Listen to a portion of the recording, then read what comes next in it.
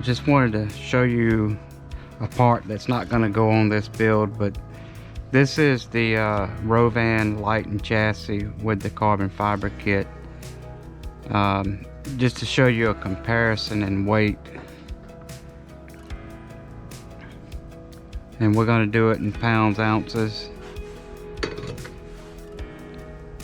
This one is 1 pound 9 ounces. This chassis without the carbon fiber back plate is 2 pounds. So you're looking at about a 10 ounce difference. Is it worth it? Yes, it is worth it. Anytime you can lighten up the load, that's an increase. However, if you're new to RCs and new to racing RCs, you may want to opt to go with the stock chassis with the stock rear plate. But for this build, the purpose of this car and the driver that's going to drive it, he's brand new to any type of RC, and I'm putting an excessive amount. Normally you just put a drop.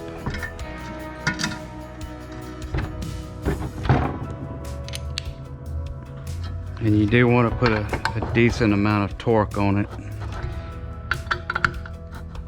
because these screws will back out.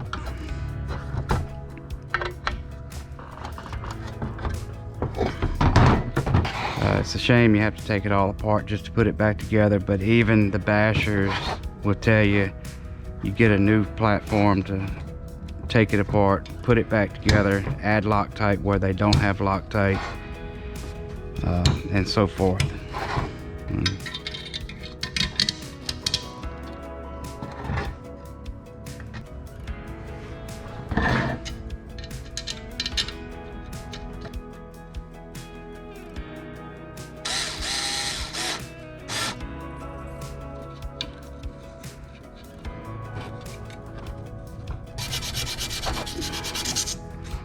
I'm scuffing that up just a bit because I'm going to glue that piece in.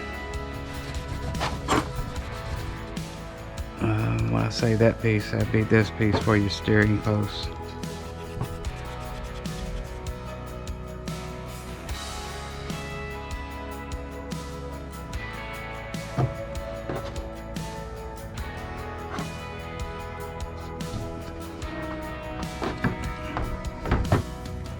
We're going to temporarily mount the front bulkhead so we can start adding a few more pieces to this puzzle. But for now, all I want to do is just get it mounted in place to where I can start putting in the steering servo saver and top plate here.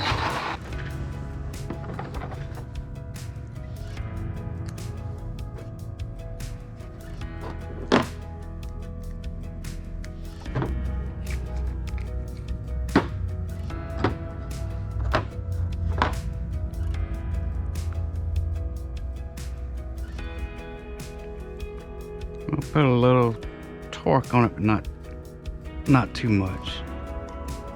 You want to make sure it still spins free, and the design of it, even if you was to put a lot of torque on it, it's still going to turn free.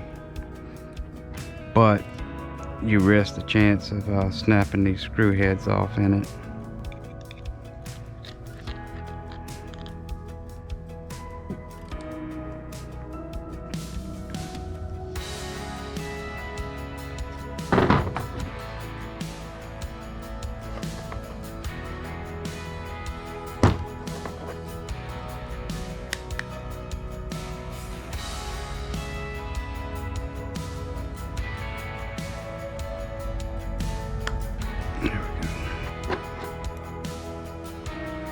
Go a lot farther down.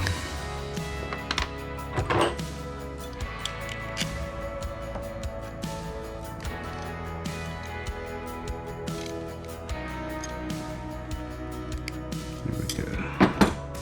And this goes here.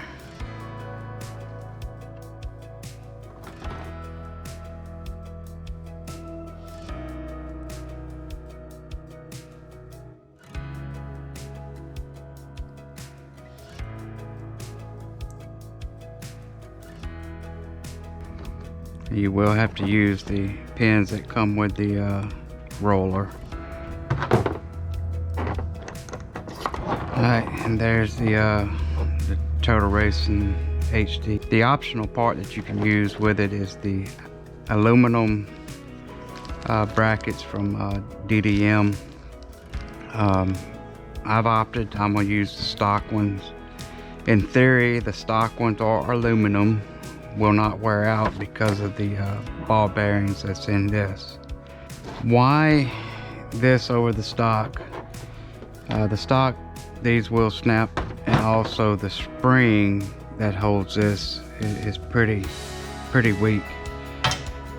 With this spring setup, you can see the beef of it. It doesn't, you can turn it, but you got to put some force behind it. You will remove the ball.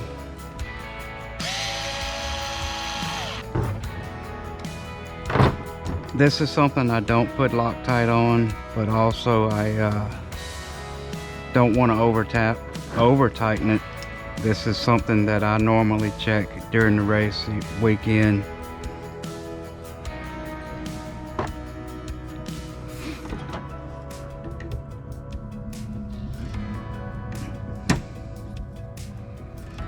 A little bit of Loctite, a drop or two on each one of these.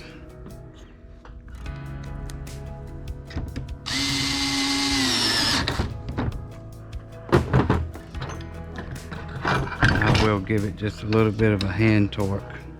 It's spinning around freely, no issues, so we're good on that. All right, we're going to use this aluminum front shock tower. Okay, we got that.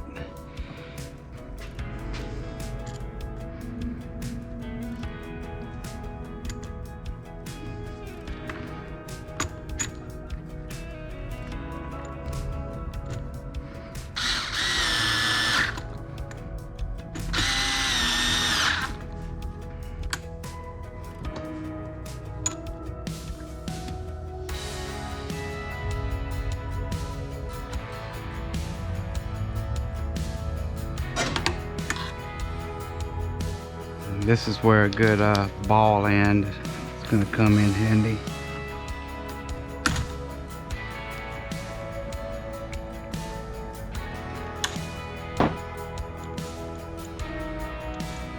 We're going to pull these little rings out, these little spacers. This is how you're going to set your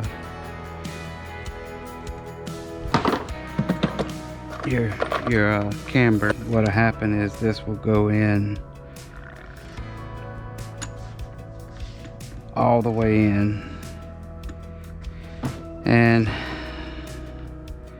you will have to shorten up this this screw here. Okay, on this screw I cut off about the thickness of the washer that I pulled out. And keep in mind, this is going into plastic, so you need to get this edge filed down and run a tap on it so it doesn't booger up the threads.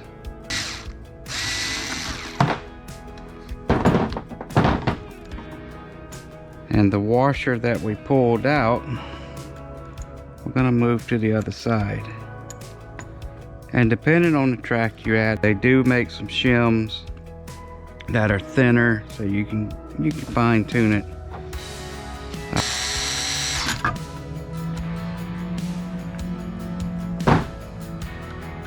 Okay, that's done. These are the King motor bearings, Rovan bearings. They're okay. Most of us are using the fast eddy bearings, and it's not that these bearings are poor. The problem with it, and let's take one of them out, take the seal off of it so you can see inside of it. There's not much grease in it, and if anything, I don't think it's grease at all. I think it's something like Vaseline. And that's where the most of your failure is going to come, is the grease in your bearing. Fast eddy bearings already have the good grease in it, but if you choose to go this route to make your bearings last longer, you need to clean the grease out of it. They make a tool for this. They sell it at DDM to keep you from getting brake cleaner all over you. I usually set my bearing in a ultrasonic cleaner. Is a little bit of the red and tacky, and you don't need much. You just need enough to get it in there. Once the car makes a few laps, this is gonna bearing will heat up a little bit, and this grease will start to float. But you don't need a ton of grease in it. Don't overpack it, but you just want to put some grease in it that's gonna get on the ball bearings and stay on the ball bearings, and that will last, will help these cheaper bearings last longer. The fast eddy bearings hold up pretty good. I mean, it's a fact, they do last longer than these. Just give it a spin, make sure you get it in there, and that'll be good to go right there.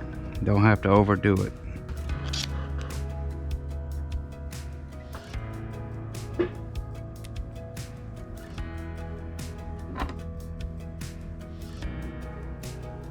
And I'm gonna test fit this before I start putting Loctite on it, because I will Loctite these.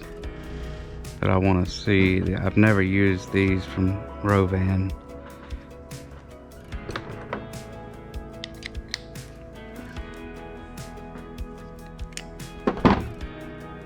And I can see right now it's tight, real tight.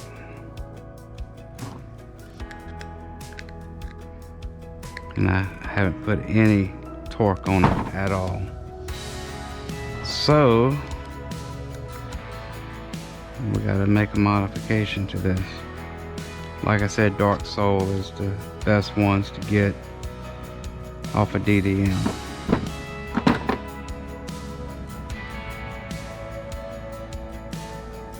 So what we're gonna have to do, we either have to shim the back side of this, or we're gonna have to put it in a lathe and turn this shoulder down and add a new shoulder to it.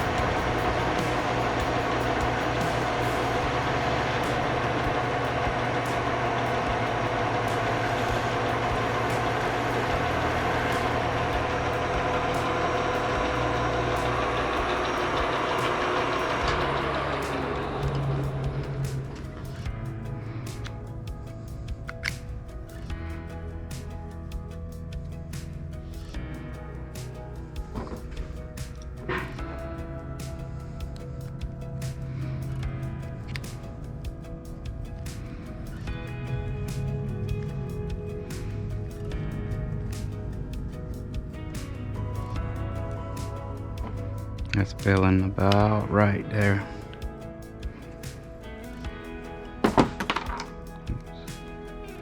Lose that. Alright, that's it. Again, we're gonna hand torque it. You want to put a little unk on it. There we go.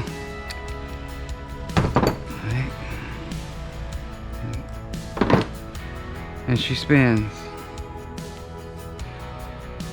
You know, once that grease gets broken in, the bearing gets broken in, it'll spin free.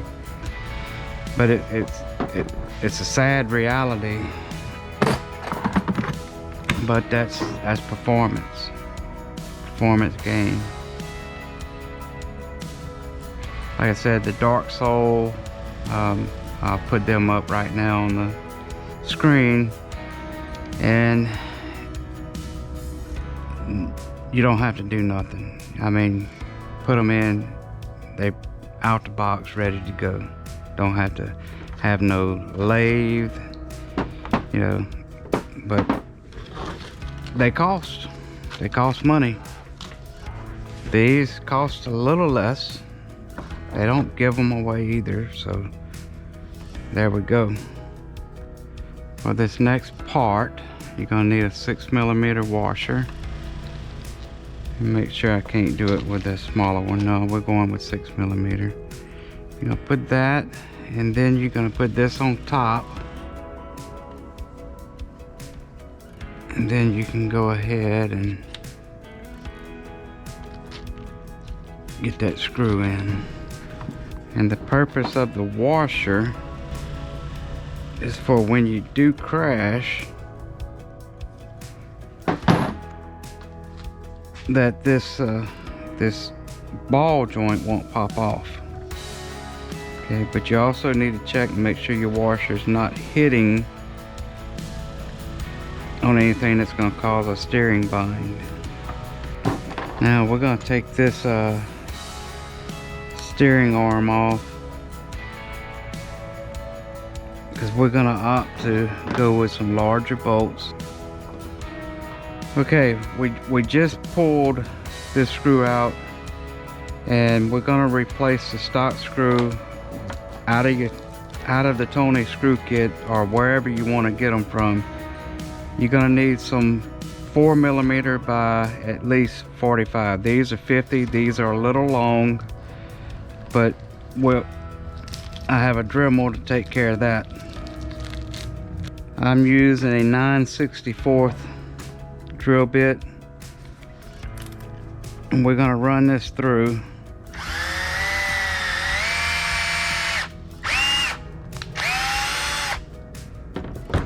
And that should be enough to where we can start this in and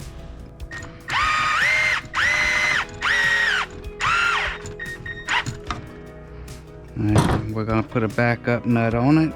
I want to replace both of your bolts out. Alright, one more step on this. These Turtle Racing savers, they're not really threaded, so you have to put a backup nut. But a 4mm nylon nut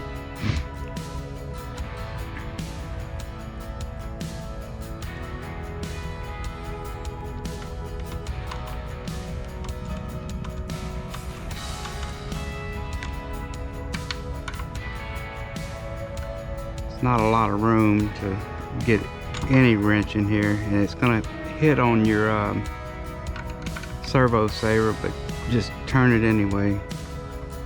There we go. Until you get this thing tight. Don't over tighten it. You don't want to snap it. There we go. I think that's about it. Okay, now we got the nut in. From here, you want to test your steering out. Make sure that this is not hitting the chassis. If it is, you may have to take a little bit off your chassis, but you want to make sure all your arms are moving freely, spinning side to side, that your hubs are spinning.